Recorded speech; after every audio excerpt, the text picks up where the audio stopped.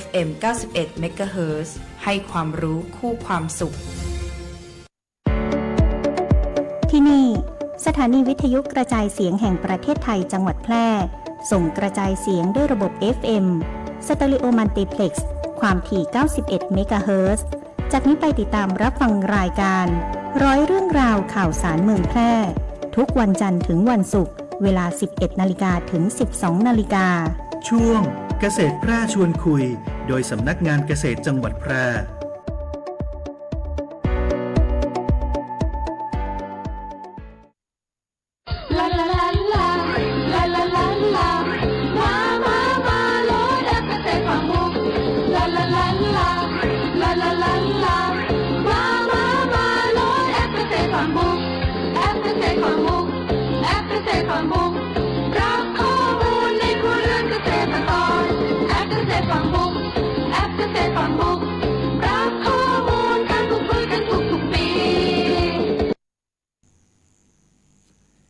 ครับสวัสดีครับคุณผู้ฟังทุกท่านนะครับ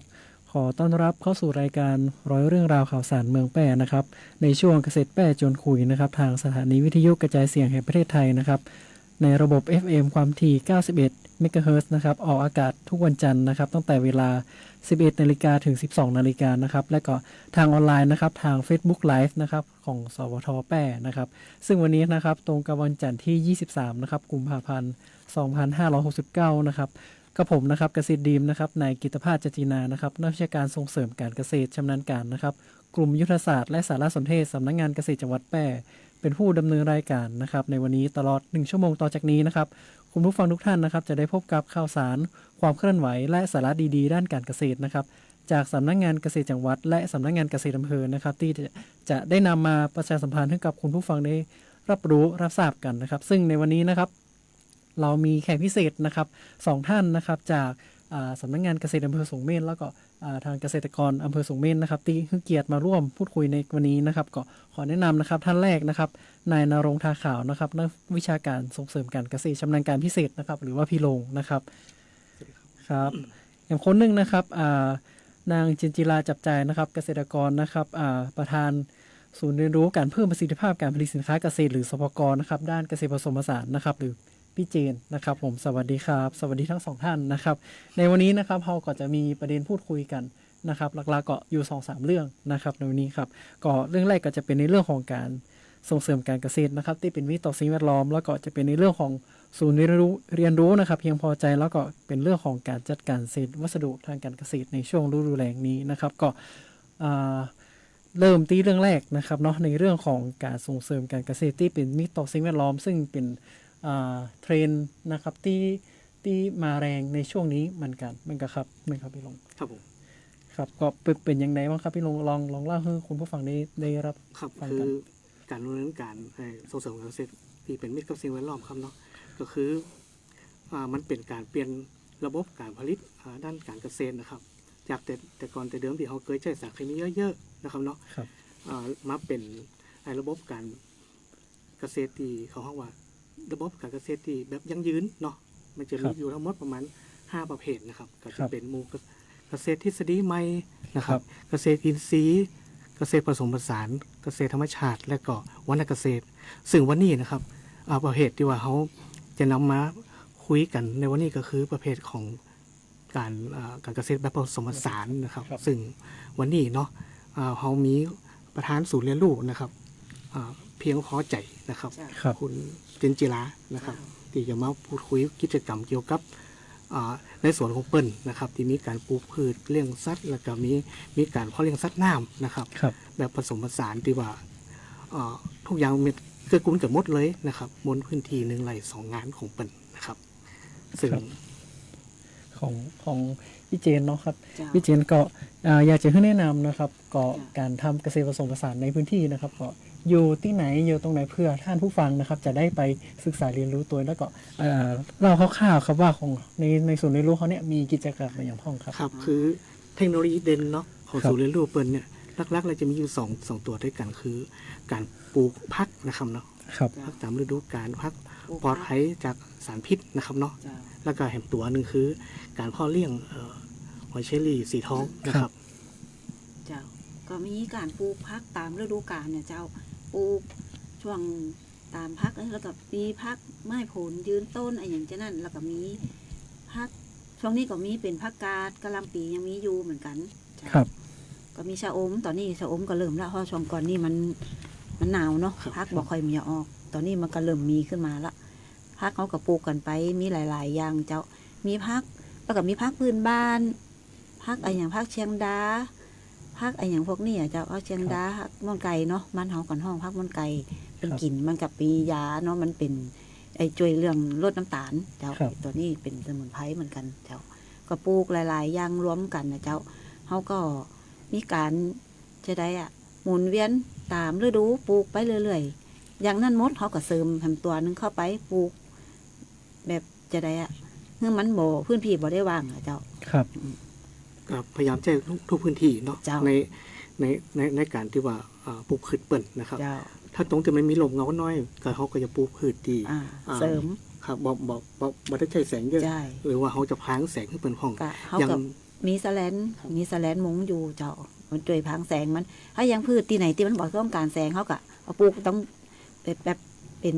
ใต้ต้นไม้ใหญ่ๆไอ้อย่างนั้นเขาก็ปลูกต้องปื้นมันไอ้อย่างนั้นได้เจ้ามันก็จะได้ลดการแบบน้ำเขาก็ประหยัดไปตัวอีเนี่ยเจ้า ครับยกตัวอย่างผักที่เราปลูกในพื้นที่ลมนะครับว่ามีชนิดอย่างพอ มี ครับ ผักชีฝรั่งเนาะ ครับ แล้วก็ขึ้นช่าย ครับ ข้าวตองผักคูขาวข้าวตองเนาะบ้านเฮาห้องกันเจ้า อืม ก็จะประมาณนี้ผักชีทำน้อยเจ้า ครับแสดงว่าสอนวิเชนนี่บ่ได้มีพื้นที่ว่างเลยเรามี บ่ มีพื้น เจ้า มีพื้นที่คือเกิดประโยชน์เกิดรายได้ เจ้า ทุกส่วนนั่น เจ้า ครับครับนอกจากพืชผักพื้นบ้านแล้วยังมีไม้ผลอะไรครับ มี ครับเพิ่เติ ไม้ผลเจ้ามี ครับ ขนุนมะม่วงก็มีเจ้าแล้วก็มีกระท่อนฝรั่งกิมจู ครับ แล้วก็มีอะโวคาโด เจ้า อืม แล้วผ จู ม ชมพู่ มีเห็นตัวหนึ่งตีมาทดลองปลูกคือเอบิว เอวิวเจ้ากำลังเขาทดลอง มี ทดลอ กี่ ง ต้นครับ ตอนนี้มี4 ต้นเจ้าทดลองปลูกอยู่เอวิวนะเจ้าดูว่าบ้านเฮามันจะอากาศมันจะได้กอนี่นะเจ้า ส้มเช่งครับเนาะ เจ้าส้มเช่งนี่มีส้มเช่งนี่ดีเจ้าได้เป็นตลอดปีเลย แล้วบ่ได้ใจสารเคมีอย่างเลยบ่ได้พ่นยาแต่มันก็บ่มีอย่างนะเจ้า อืมครับน่าสนใจมากเลยก็คือในส่วนของพี่เจนเนี่ยเปิ้นจะปลูกนะครับผักนะครับแล้วก็ผักสวนครัวพันธุ์พื้นบ้านนะครับพืชสมุนไพรไม้ผลนะครับทุก จ้ะ อย่างนะครับที่จะพยายามเน้นความหลากหลาย จ้า นะครับเพราะว่าเพื่อเราในช่วงนี้นะครับตัวนี้ จ้ะ ออกมาก็จะได้รายได้จากตัวนี้ ใช่ นะครับแล้ว จ้ะ เราก็จะมีรายได้ตลอดทั้งปีนั่นแหละ จ้ะ ครับดีมากๆเลยครับ จ้ะ ก็นอกจากพืชผักแล้วก็ไม้ผลแล้วนะครับเห็นตัวหนึ่งที่เห็นว่าที่เป็นจุดเด่นของศูนย์ของเขาก็คือในการเลี้ยงหอยเชอรี่สีทอง เจ้า นะครับก็อยากจะให้พี่เจนเล่าให้ฟังว่าจุดเริ่มต้นของการเลี้ยงนะครับวิธีการเลี้ยงเป็นยังไงยากก่อนถ้าคุณผู้ฟังอยากจะเอาไปปฏิบัติตามหรืออยากจะเป็นการสร้างรายได้เสริมของตัวเก่าเนี่ยจะเริ่มจากจุดไหนครับ เริ่มแรกอะได้ยินข่าวเขาว่าเขามีการเลี้ยงหอยเชอรี่สีทองอีเนี่ยเขาก็ยังบ่มีความรู้อย่างเจ้าก็เริ่มดูมาเหมือนกันนะแต่ว่าสถานที่เขาก็ยังบ่มีต่อนั้นพอดีได้ไปอบรมไปดูงานตีอุตริตเจ้า ครับ ก็ได้ไปดูของเพิ่นมา ตอนนั้นช่วงปีอย่าง มันนี่มัน69 ปี67เจ้า67 68 69เจ้า67ก็ได้ไปดูแต่ก็บ่ได้ซื้อพ่อแม่พันธุ์อย่างเพิ่นมา ครับ แล้วก็มีความสนใจอยู่เหมือนกัน แต่ก็ยังบ่นี่แต่พอดีญาติกันเปิ้นได้พันหอยมาแล้วเปิ้นบ่มีเวลาเลี้ยง ครับ เปิ้นซื้อมาแล้วเปิ้นบ่มีเวลาเฮาก็เลยเปิ้นเลยขายแบ่งขึ้นมาโลนึงกับมีประมาณ 7-80 ตัวเฮาก็เริ่มมาเพาะเป็นพ่อแม่พันธุ์เจ้าจากใส่บ่อกลม ครับ บ่พอดีมีบ่อเลี้ยงปลาดุกไว้หั่นน่ะเจ้าบ่อปลาดุกก็เริ่มเลี้ยงมากะดูใน YouTube ของความรู้นะเฮาก็เก็บดูเฮาหลายๆอย่าง ดูว่าที่เขาเลี้ยงมาผ่องว่ามันเป็นอาจจะได้กะศึกษาในนั่นผ่อง แล้วก็เก็บไข่กะเพาะไปลองพิษลองถูกไม่กับมีแบบตายผ่องเจ้า ครับ เพาะไปตัวน้อยนี่นะตายยังเยอะเลย เพราะว่าเขาโบหูเจ้าโบหูว่าการเปลี่ยนหน้ามันตัวน้อยมันนี่เขาจะต้องเนี่ยจะได้ก็มันอีน่ะเจ้าคือตัวน้อยนี่มันจะนอกน้ำง่ายเจ้านะเพราะว่ามันจะบ่สกปรกเลยเขาจะช่วงแรกเนี่ยเขาจะบ่ให้อาหาร เขาจะเฮือแต่พืชน้ ครับ ำตีช่วงที่มันออกจากไข่แล้วนั่นนะ เจ้า พืชน้ำตีเตียวเฮืองตั้งแต่ตอนแรกเนี่ย คือจะเป็นจอกเจ้าดอกจอก ครับ จอกกุหลาบกับแล้วก็แหน่แดง ครับ เจ้าแหน่แดงเป็นแหน่แดงฮื้อมัน คือเอาฮื้อตอนฮื้อช่วงนี้คือฮื้อพวกนี้ก่อนเขาจะบอกฮื้ออาหารอย่างเร่งมันเลยเพราะน้ำเขาจะบอกเปลี่ยนเจ้า เนี่ย ค่ะ ถ้าเป็นพืชตีใบมันค่อนข้างหนาค่อนข้างใหญ่มันก็จะกินยากเพราะมัน เจ้า บางคน เพราะว่า จะ ตัวน้อยมันจะกินเป็นหากเป็นอย่างนั้นก่อน ครับ มันจะกินประมาณนั้นเป็นสลาย ครับ พวกนั้นจะกินได้อยู่ใหญ่มาน้อยเขากับมีพืชเป็นยังไงพวกอย่างในสวนท่านเนาะที่ว่าเป็นเศษพักเฮา ครับ อย่างเศษใบกะหล่ำพักอย่างพวกอย่างที่เฮาใบแก่ใบอ่อนอย่างมันจะนั่นที่ว่ามันเป็นใบบางงามที่เขาเด็ดออกมานี่ก็คือลงเป็นอาหารหอยหมดเลย อ๋อมันกินหมดเลย เจ้า ครับ อืม แสดงว่า มันเลี้ยงง่ายเจ้า เลี้ยง แต่ว่า ง่ายเนาะครับ มันก็ดูแลตรงมันปัญหามันคือมันกินเก่งแล้วก็ อืม น้ำมันจะเสีย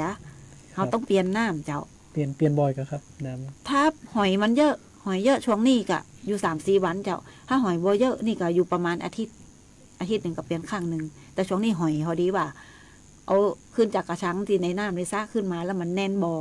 มันแน่นมันก็กินเยอะมันหลายตัวเขาก็จำเป็นต้องเปลี่ยนเร็วน้อยหนึ่งเจ้า ำครับใน ดูเขา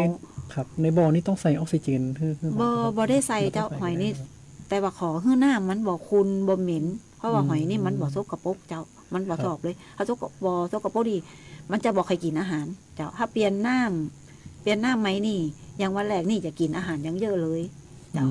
แล้วอย่างปอแม่พันธุ์นี่นะถ้าเขาเปลี่ยนน้ำบ่อยต่อใดเปลี่ยนไหมนี่มันจะไข่ดี เจ้า ครับ แล้วมันจะออกไข่ดีได้ผลผลิตดีกับช่วงหน้าหนาวหน้าฝนเจ้ามันจะ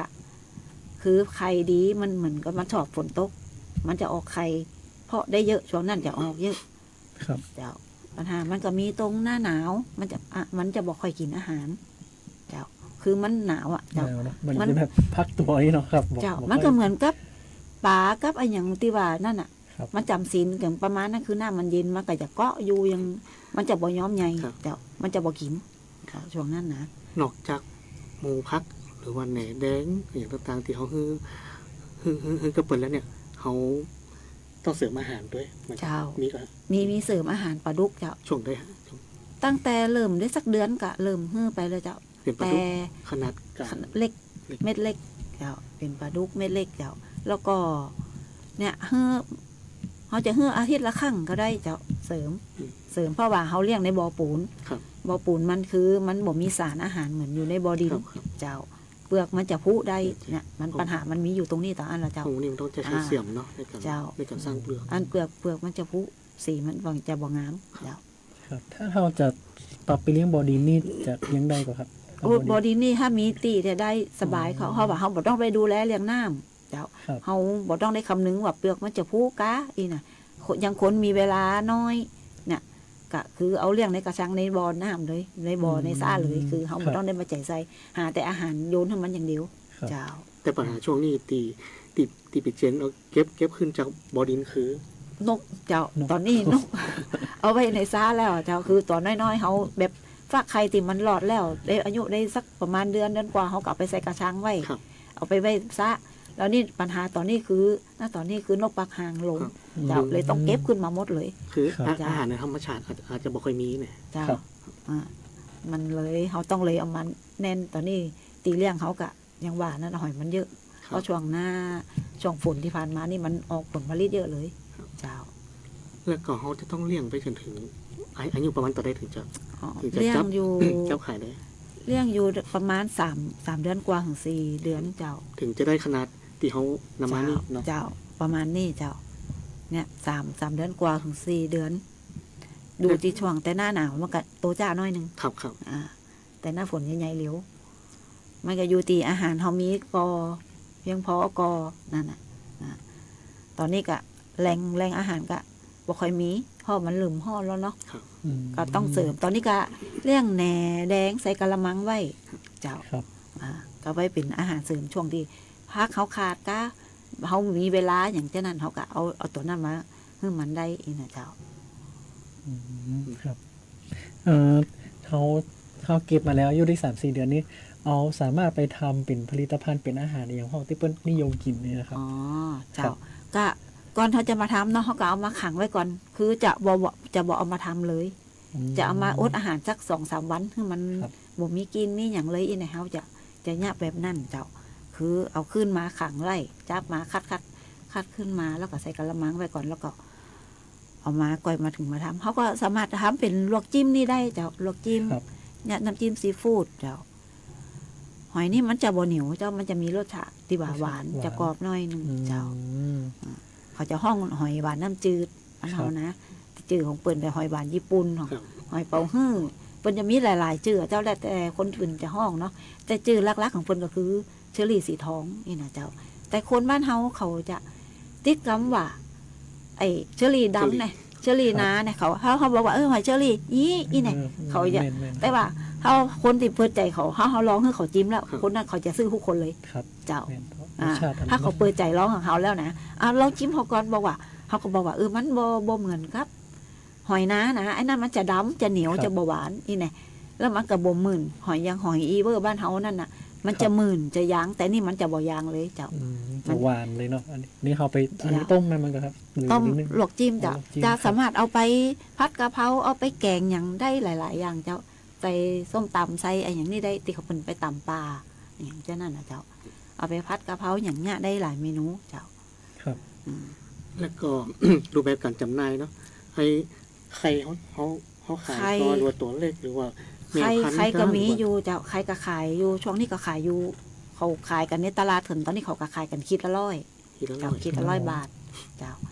ถ้าตัวที่เอาไปใส่ขุนก็ประมาณเหรียญบาทขึ้นก็ตัวละบาทเจ้าตัวละบาทคือขายตั้งแต่ใครมาเจ้าตั้งแต่ใครถ้ามีคนที่เขาอยากเลี้ยงทดลองก็มีมันก็มีอยู่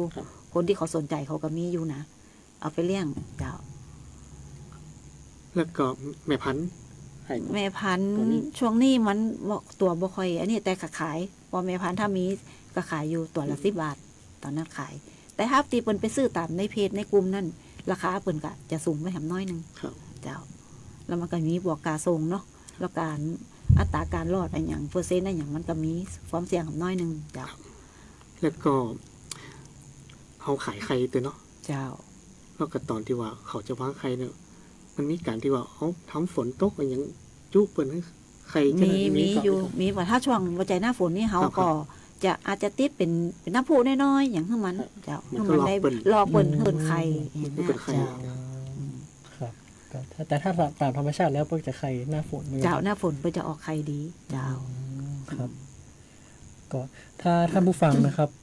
อยากจะเห็นว่าหอยเชอรี่สีทองนี่เป็นอะไรสามารถดูใน Facebook Live ของสวทได้นะครับตอนนี้ก็มีผลิตภัณฑ์มาโชว์ถอยนะครับต่างหน้าเนาะก็ครับก็เป็นเขาว่าเป็นผสมผสานนะเจ้าคือว่าเขาปูพักตัวเขาได้เศษพักมาเลี้ยงหอยแล้วน้ำมันได้ล่างหอยเขาก็เปลี่ยนถ่ายเอาลงไปหดพักต่อเจ้าคือเขาหมุนเวียนหน้าบอกให้ได้ทิ้งเจ้าคือแทบจะมีของเสียในการจัดการในส่วนของวิจิตรเลยนะครับเนาะเพราะว่าเศษวัสดุส่วนมากจะเป็นอาหารของหอยมดนอกจากที่เป็นไม้กิ่งไม้ใหญ่ๆนั่นเขาก็เอาไปถมต้นไม้เจ้าเอาไปรองแป้งทำแป้งปลูกพักนะเจ้าครับหรือว่าเป็นสัตว์เศรษฐกิจอีกตัวหนึ่งที่น่าสนใจมากนะครับสำหรับหอยเชอรี่สีทองนะครับเนาะบ้านเฮาก็ยังเป็นบัวไข่ตัวใดกันนี่ก็เลี้ยงมาได้ประมาณ2 ปีกว่าแล้วเจ้า2 ปีแล้วผมจะคุยเรื่องการจัดหาตลาดครับเนาะตลาดที่เขาจะไปขายเนี่ยทั้งพักแล้วก็หอยเนี่ยก็จะไปการตอนนี้ช่วงนี้ตอนนี้ก็ขายอยู่ตลาดเจ้าไหนเต้าจีตลาดช่องล้มตอนเจ้าแล้วก็จะมีออกการดอกคูณตีเด่นใจเจ้าแล้วก็ยังมีหน่วยงานอะไรอย่างที่เป็นออกบูธออกอย่างเขาก็ออกไปตามนั่นเจ้ามีออกตามบูธยังมีงานอย่างที่ไหนเขาก็ออกไปแบบนั้นหาตลาดเองเจ้าครับแต่กี้อุ้งแขวนตะเหมือนแล้วนะยังบอกว่าศูนย์เรียนรู้ของพี่เจนอยู่ที่ไหนครับอยู่บ้านไหนอยู่ตำบลไหนนะครับศูนย์เรียนรู้อยู่หมู่7เจ้าหมู่7ตำบลหัวฝายอำเภอสูงเม่นเจ้าครับก็สามารถเข้าไปเรียนรู้ได้นะครับสำหรับท่านไหนที่สนใจนะครับเนาะอยากจะรู้เรื่องของการปลูกพักการเลี้ยงหอยเชอรี่ครับเจ้าไปแอลได้เจ้า จะไปแอลไปอย่างนี้ได้มาแลกเปลี่ยนกันเนาะเขาก็เหมือนกับมาแลกเปลี่ยนเรียนรู้กันเจ้า ครับ มันก็ลองพิษลองผูกเหมือนกันเนาะ พอดีว่าผมตีในสวนนั้นมีการเลี้ยงห่านด้วยเนาะ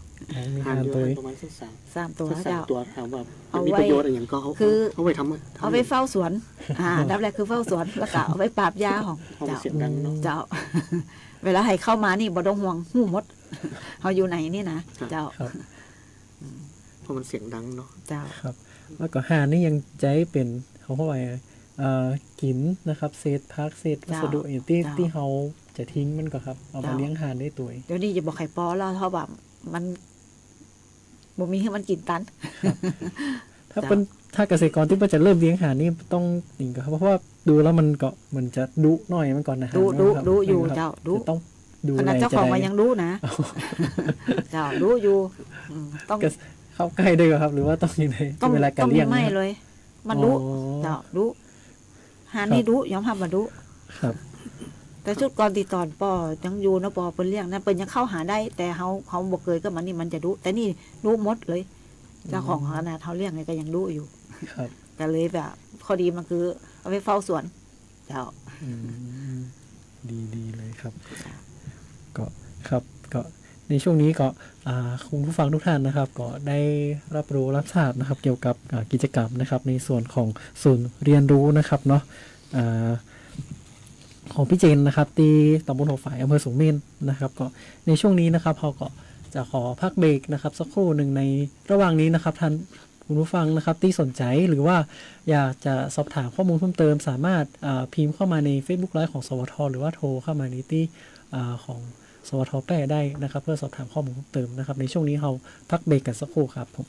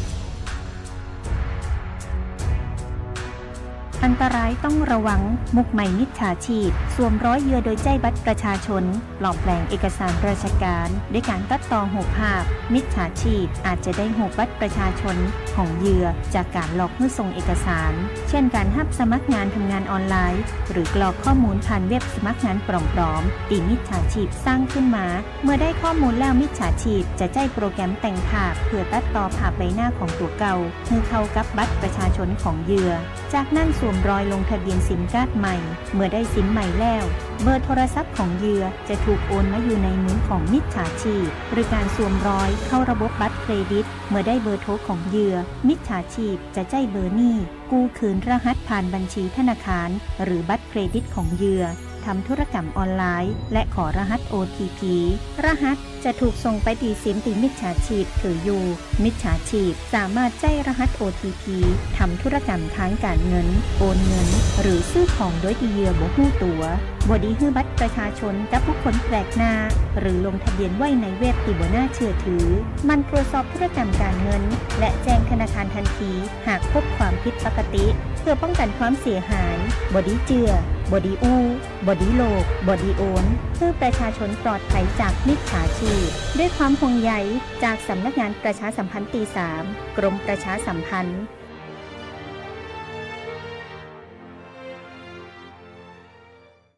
ลาลาลาลาลาลาลาลามาโลดแอปเกษตรฟังมุกลาลาลาลาลาลาลาลามาโลดแอปเกษตรฟังมุกแอปเกษตรฟังมุกแอปเกษตรฟังมุกรับข้อมูลในครัวเรือนเกษตรกรครับกลับมาสู่ช่วงที่2นะครับของช่วงเกษตรแปรจนคุยนะครับก็ตะกี้เรายังอู้ถึงในเรื่องของศูนย์เรียนรู้เพียงพอใจนะครับก็ยังบ่หมดเตื้อก็ยังมีเรื่องอย่างต่างๆที่เรายังคุยค้างกันอยู่ตะกี้นะครับก็เรื่องที่อยากจะคุยก็คือในเรื่องของการจัดการเศษวัสดุนะครับในพื้นที่ของสวนหรือฟาร์มนะครับเพื่อเกิดประโยชน์มากที่สุดนะครับเนาะบ่ให้เกิดของเสียในภายในสวนครับครับก็เขาใจเศษพักเจ้าของแต่ก็เอามามักเป็นปุ๋ยเจ้าก็จะมามักเป็นปุ๋ยพ่องที่ว่ามันเป็นใหญ่ๆที่เขายังหอยกินบ่ได้อย่างเจ้านั่นนะก็เอามักผสมกับขี้ไก่ตอนนั้นมักขี้ไก่ขี้ปุ๋ยขี้วัวเจ้ามามักเอาไปคุมดินพ่องหน้าดินเจ้ากระจายให้มันได้อันนี้เนาะเอาใบไม้จังเซตีว่ามันหล่นมาอย่างนั้นน่ะเจ้ามาคุมบ่ได้มีทิ้งหรือเผาทำลายเลยเนาะบ่ได้เผาเลยเจ้ามีการเผาเลยเนาะเจ้าแล้วกิ่งไม้น้อยๆอย่างที่ว่าเวลาแต่งกิ่งนี่ก็จะเอาไปกิ่งน้อยก็เอาไปคุมต้นไม้ใหญ่ๆที่เป็นไม้ผลเฮาเจ้าถ้าเป็นกิ่งใหญ่ก็เอาไปรองแปลงไว้ก่อนแล้วอันก็เอาไปถมตะตีข้างเขาว่าข้างตีของเฮานั่นมันเป็นกั้นแนวน้ำเพราะว่าหน้าฝนมาน้ามันก็จะไหลเข้าสวนเฮาก็เลยอยากเขาถมติ๊กๆในสวนเนี่ยเขาถมยังเขาถมแล้วเขามีตั้งเขาก็ตั้งข้างเขาก็ถมแฮมเขาก็ได้หาอย่างไปถมเป็นแนวน้ำไว้ของเจ้าหน้าฝนเจ้ากันไว้เป็นแนวเป็นคันไว้เจ้าเศษอย่างนั้นนะวันนี้ว่าในส่วนของเขาเนาะมีสระน้ำนะครับมีสระน้ำแล้วก็ปัญหาอย่างหนึ่งที่สระน้ำบดินที่ต้องเจอคือการชะล้างพังทลายของดินมันทลายเจ้าน้ำมันสะพี่เจนมีวิธีการที่ว่าลดการชะล้างพังทลายของดินลงจะได้ของผมหันมีการปลูก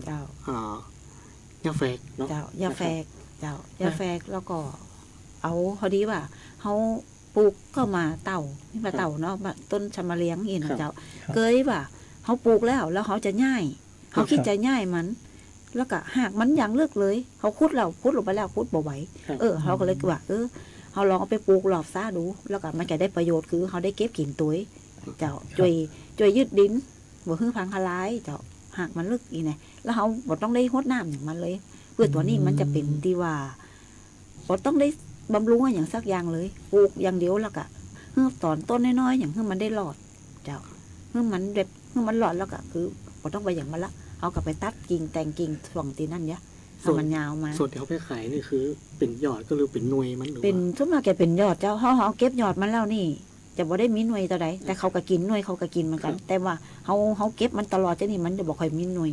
เจ้าแล้วเขาแต่งมันต้องปล่อยให้มันเป็นต้นใหญ่อย่างขึ้นมาเจ้านั่นก่อนมันถึงจะมีลูกมีหน่วยเปิ่นเอาไปต้มไปนึ่งกินกับน้ำพริกจิ้มน้ำพริกได้เจ้าใบเปิ่นก็เอาไปกินได้ คือเขาจะได้ประโยชน์ได้รอบซ่าเขาบอกเขาได้เสียเวลาอีกนะเจ้าปลูกหญ้าแฝกเหมือนกันเจ้าช่วยยืดหน้าดิน ตอน แต่ ไปเก็บก็ระวังด้วยเพราะมัน เจ้า ครับ รอบซ่านั่นนะ ครับ เข้าไปก็ก็ต้องมีความระมัดระวังของเพราะว่ามันน้ำมันก็ลึกเนาะ ครับ บ่อลึกอยู่เจ้าเขาได้มันจะได้เกื้อกูลกันเขาคือได้มีรายได้ตัวอีเนี่ยถ้าเป็นครอบซ่ากับครอบซ่าบ่ได้อีนะเจ้า คือก็มีแต่หญ้าอีเนี่ย ครับ เขามันเหมือนกับว่าพื้นที่เขาได้ประโยชน์อีนะเจ้า ครับ อย่างปืนเก้ามาต้องเก้ากระท่อนเขานี่มันห่มเขาปลูกอย่างบ่ได้ แล้วเขาเอาน้ำหอยลงมาเขาก็หาผักกูด ครับ เจ้า หาผักกูดมาปลูก เป็น เจ้า ผัก มันเป็น กูด พืชน้ เป็น ำของคิดว่าเขาใหญ่ปลามาอยู่บ้านอีเนี่ยเพราะว่าส่วนมาก เขาจะกินก็ต้องไปเก็บในป่าในห้วยในอย่างนั้นอีเนี่ยก็เลยมีความคิดว่าเขาต้องใหญ่ปลามาไว้ในบ้านเขาจะได้เก็บง่ายอีเนี่ยคือให้เงี้ยให้มันเจ้าก็หาพันธุ์มาตอนนั้นก็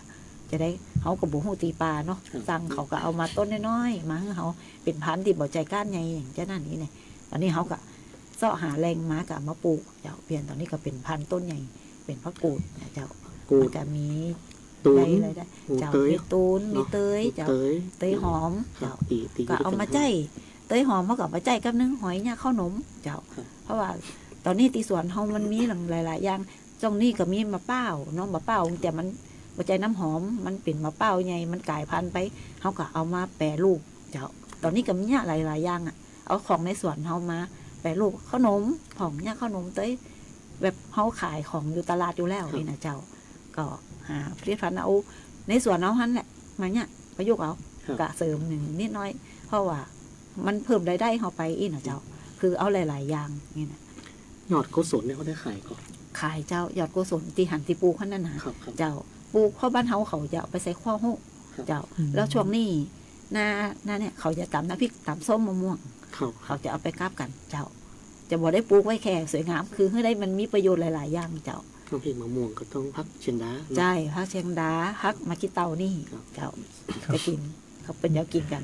ไว้ชาพูไว้นั่นเจ้า อย่างเข้มตัวก็มีชายาเนาะที่ เจ้า ที่ปลูกนะครับก็ เจ้าชัยยานี่ก็คือพัดได้ยังได้อยู่แล้วก็เป็นอาหารของหอยเจ้า ครับ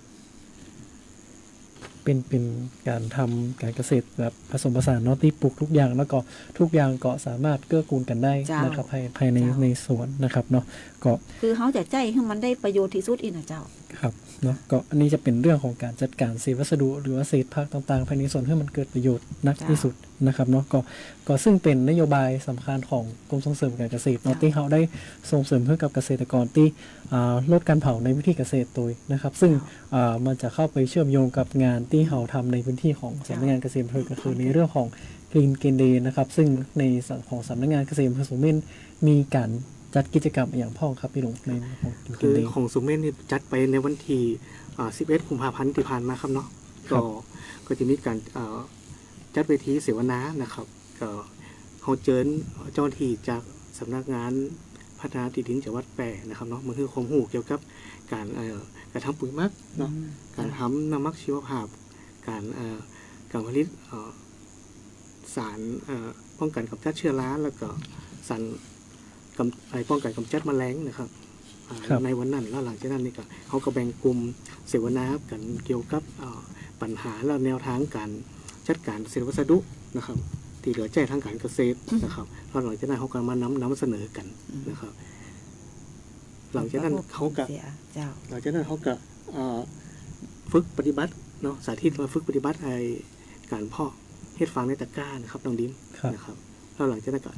เขาก็แบ่งกันไปเนาะ จ้า เกษตรกร เพื่อลดการเผาเนาะ ครับ ช่วยกันอันนี้เศษวัสดุ ครับ มันมีประโยชน์ขึ้นมาแหมนี่ แม่ นะ นครับซึ่งในตอนนี้เนาะทางของประกาศนะครับมาตรการการหยุดเผาในพื้นที่การเกษตรก็เขาหยุดกันแล้วมาตั้งแต่วันที่1 กุมภานะครับเนาะตั้งแต่1 กุมภานะครับจนถึง31 มีนาคมนะครับของกระทรวงเกษตรและสหกรณ์เนาะซึ่งการเผานะครับเราจะตามมาตรการที่ได้อู้ไปตะกี้นะครับถ้าเกษตรกรนะครับที่ท่านไหนนะครับที่มีประวัติการเผาในช่วงเวลาดังกล่าวคือตั้งแต่วันที่1 กุมภาถึง31 มีนา69นะครับก็จะถูกตัดสิทธิ์นะครับการเข้าร่วมโครงการสนับสนุนโครงการช่วยเหลือต่างๆของกระทรวงเกษตรนะครับเป็นเวลา2 ปีก็คือตั้งแต่วันที่1 เมษายน69จนถึง31 มีนา71นะครับก็คือจะได้รับการช่วยเหลือ2 ปีนะครับ ต่อไปนะครับถ้าท่านไหนที่พบประวัติการเผาในวิธีการเกษตรนะครับในปีนี้แต่ว่าของจังหวัดแพร่เปิ้นก็จะมีมาตรการนะครับจนห้ามเผาจนถึงวันที่30นะครับเมษายนนะครับเนาะก็จะหลังไปของเกษตรไปเดือนนึงนะครับดังนั้นก็เกษตรกรที่อาจจะงงสับสนอะไรก็เอาเป็นว่าห้ามเผาแล้วกันจนถึงวันที่30เมษายนนะครับเนาะครับ ข้อเป็นกฎหมายไว้แล้วเนาะ ครับเพื่อรักษาสิทธิ์ของทุกท่านนะครับเนาะของทุกท่านตัวนะครับ การช่วยเหลือ ครับก็เห็นเรื่องหนึ่งนะครับที่ทางสำนักงานเกษตรจังหวัดแพร่นะครับอยากจะประชาสัมพันธ์กับเกษตรกรทุกท่านนะครับในช่วงนี้ก็เป็นช่วงเข้าช่วงฤดูแล้งนะครับเนาะก็บางที่นะครับอาจจะมีการเพาะปลูกนะครับพืชฤดูแล้งต่างๆนะครับแบบว่าจะเป็นข้าวโพดเลี้ยงสัตว์เป็นถั่วนะครับหรือว่าเป็นพืชผักอะไรต่างๆนะครับหรือว่าเป็นข้าวนาปลังนะครับก็อยากจะเชิญชวนนะครับเกษตรกรทุกท่านนะครับขึ้นได้มาขึ้นทะเบียนและก็ปรับปรุงข้อมูลทะเบียนเกษตรกรนะครับเพื่อเป็นปัจจุบันนะครับก็การขึ้นทะเบียนก็มีง่ายๆนะครับทั้งหมด3วิธีเนาะก็ถ้าเป็นเกษตรกรนะครับที่เป็นรายเดิมหรือเป็นแปลงเดิมที่เคยขึ้นทะเบียนมาแล้วนะครับเกษตรกรสามารถขึ้นทะเบียนด้วยตนเองนะครับผ่านแอปพลิเคชัน Farmbook นะครับเนาะก็ได้ทั้งระบบ iOS แล้วก็ Android นะครับโดยการเข้าไปในระบบเนี่ยเขาจะใช้รหัสก็คือจะเป็นรหัสทะเบียนเกษตรกรนะครับที่อยู่หน้าเล่มเขียวของแต่ละคนนะครับก็จะมีรหัสทะเบียนเกษตรกรนะครับท่านสามารถใช้รหัสตัวนั้นนะครับเข้าไปในระบบของแอปพลิเคชัน Farmbook แล้วก็แจ้งนะครับปรับปรุงข้อมูลได้เลยนะครับเนาะข้อมูลก็จะเข้ามาที่ในระบบนะครับของกรมส่งเสริมการเกษตรนะครับในส่วนวิธีที่2นะครับถ้าเป็นเกษตรกรรายใหม่นะครับหรือเป็นแปลงใหม่นะครับถ้าไหนที่บักเก่งในเรื่องของเทคโนโลยีนะครับอันนี้เขาก็จะขึ้นทะเบียนนะครับใช้เอกสารนะครับหรือว่าแบบทบก.01นะครับเนาะก็อันนี้ก็สามารถนะครับไปดาวน์โหลดได้นะครับเนาะในเว็บไซต์ได้นะครับก็ในการขึ้นผ่านเอกสารนะครับก็จะต้องกรอกข้อมูลนะครับเนาะกรอกข้อมูลส่วนตัวนะครับเนาะชื่อที่อยู่เลขบัตรประชาชนอย่างต่างๆแล้วก็กรอกข้อมูลแปลงนะครับเนาะบอกว่าจะเป็นเรื่องของพิกัดแปลงนะครับเนาะข้อมูล XY นี่สำคัญนะครับจะต้องใส่เข้าไปตัวนะครับพิกัดแปลงนะครับแล้วก็แนบสำเนาบัตรประชาชนทะเบียนบ้านแล้วก็สำเนาเอกสารสิทธิ์นะครับแล้วก็คือทางผู้ใหญ่บ้านหรือผู้นำชุมชนนะครับในพื้นที่ที่ตั้งแปลงนะครับเซ็นรับรองมาแล้วก็ส่งได้ที่สำนักงานเกษตรอำเภอในพื้นที่นะครับส่วนวิธีที่3นะครับวิธีที่3นี่จะได้ทั้งเกษตรกรรายใหม่แล้วก็รายเก่านะครับก็คือจะเป็นการใช้